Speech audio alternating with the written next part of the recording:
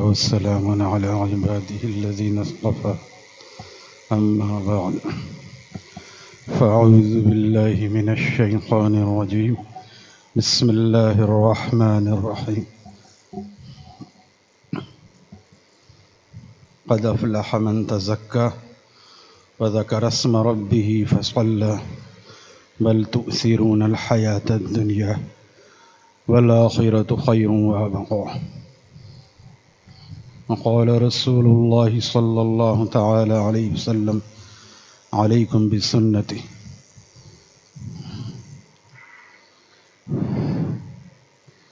نبی علیہ السلام جب مدینہ شریف تشریف لائے تو ہجرت کر کے آئے تھے، اور ہجرت کی وجہ کیا بنی میں عرض کرتا ہوں. وہاں دین پر عمل کرنے اور پھیلانا تو دور کی بات، دین پر عمل کرنے کی بھی گنجائش نہیں دے رہے تھے مشرکین مکہ، جو کہتے ہیں تلواروں سے دین پھیلا ہے. ان کو اس تاریخ پہ نظر کرنی چاہیے. وہاں تو اپنے پہ عمل کر رہے تھے. پورے 13 سال مکہ شریف میں کوئی تلوار نہیں اٹھائی گئی. جتنے مسلمان ہوئے کیسے ہوئے؟ اس قسم پرسی کی حالت میں. یہ اللہ کا فضل ہوا کہ جن کو اللہ تعالیٰ نے کلمہ عطا فرمایا. تو جب وہاں پر دین پھیلانا مشکل ہو گیا، دین پر عمل کرنا بھی مشکل ہو گیا، تو اللہ کے محبوب وہاں سے انہوں نے ہجرت کی اور مدینہ شریف تشریف لائے. ابراہیم علیہ السلام نے بھی ہجرت اسی لیے کی کہ وہاں پر ان لوگوں نے بجائے اس کے کہ قدر کرتے آگ میں ڈال دیا، تو اللہ تعالیٰ نے حفاظت فرمائی، ورنہ انہوں نے اپنا پورا پروگرام بنا لیا تھا ابراہیم علیہ السلام کو نقصان پہنچانے کا. لیکن اللہ تعالیٰ نے فضل فرمایا اپنے خلیل پر. تو یہ سب تمام تقریباً بہت سارے انبیاء نے ہجرت کی اور اس مشقت سے گزارے بھی گئے. مشقت بھی ہوگی، یہ مشقت بھی ہوتی ہے، اپنے وطن کو چھوڑنا آسان نہیں ہوتا. لیکن کیوں؟ دین کے لیے کیا. میں کہتا ہوں آج ہمارے مسلمان کیوں ہجرت کرتے ہیں؟ وہ پاکستان سے جرمنی جا رہا ہے، کینیڈا جا رہا ہے، دین کے لیے جاتے ہیں کہ بہت دین کی دعوت، یہاں تو ٹائم نہیں مل رہا ہے، وہاں جا کے دین کی دعوت پھیلائیں گے. صرف پیسہ کمانے جاتے ہیں. ڈالر میں یورو میں جب آئے گا تو یہاں خوب مزے سے گزارا ہوگا. پھر یہ بھی سوچتے ہیں ہاں اچھا ہے، دوسروں کی مدد ہوگی. اپنا دین برباد کر کے دوسروں کی مدد کرنا کوئی عقل مندی نہیں ہے. 1.5 لاکھ روپے کی تنخواہ یہاں پہ چھوڑ کر لوگ باہر جاتے ہیں، کیونکہ وہاں 1.5 لاکھ نہیں، 10 12 15 لاکھ پاکستانی بن جاتے ہیں، اس سے بھی زیادہ. بس دنیا ہی کی چکا چوند ہے. لیکن وہاں یہ جو نمازوں کی جماعت ہے یہ سب ملتی ہے اتنی آسانی سے. یہاں ہر مسجد میں آدمی واکنگ ڈسٹینس پر، کوئی بتائے نہیں ہے تو الحمدللہ بن جاتی ہے. ہمارے محلے میں سیکٹر 4D میں اب 3 مسجدیں الحمدللہ موجود ہیں. کوئی یہاں دور پڑتی ہے تو وہاں چلا جائے، وہاں دور پڑتی ہے وہاں چلا جائے. تو ہر پیدل واکنگ ڈسٹینس پر جو ہے وہ مسجدیں موجود ہیں.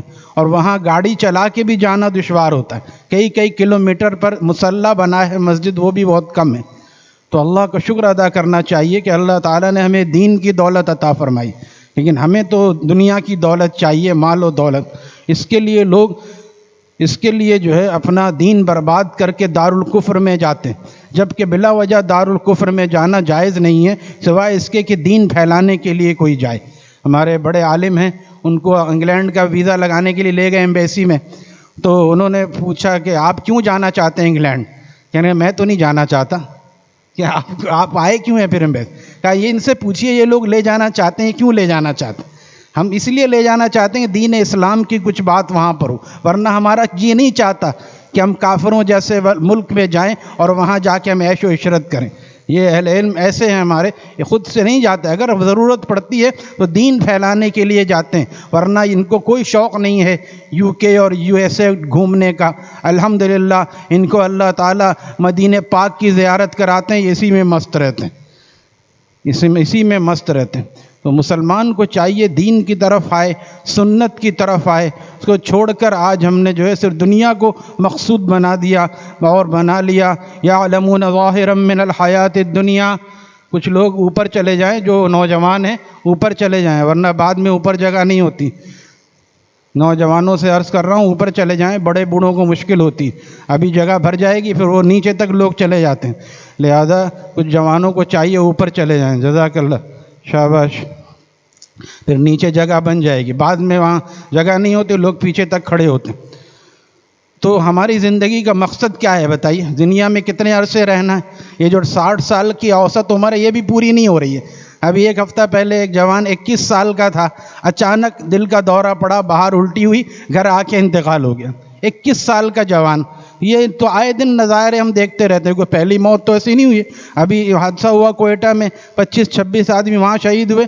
کل میں اسلام اخبار دیکھ رہا تھا، 2 گاڑیوں کے حادثے میں 25 آدمی مزید شہید ہوئے۔ یہ سب عید منانے جا رہے تھے اور اللہ کے پاس پہنچ گئی۔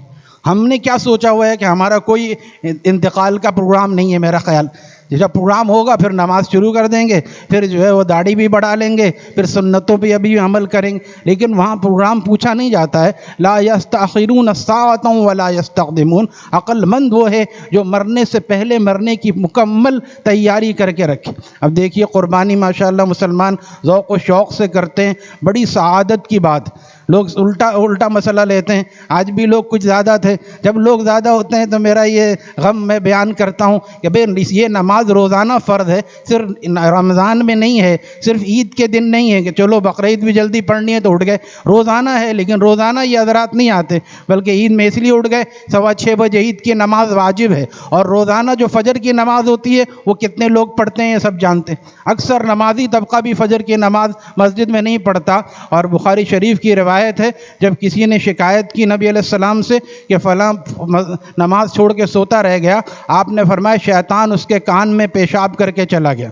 یہ روزانہ ہم کرتے ہیں، پھر کہتے ہیں مزہ نہیں آ رہا ہے، کچھ برکت نہیں ہے، کچھ پریشانی سی رہتی ہے۔ جب دن کا آغاز ہم اللہ کی نافرمانی سے کریں گے تو کیا اللہ کی رحمت برسے گی؟ لہذا کوشش کریں کہ فجر کی نماز جماعت سے ہو۔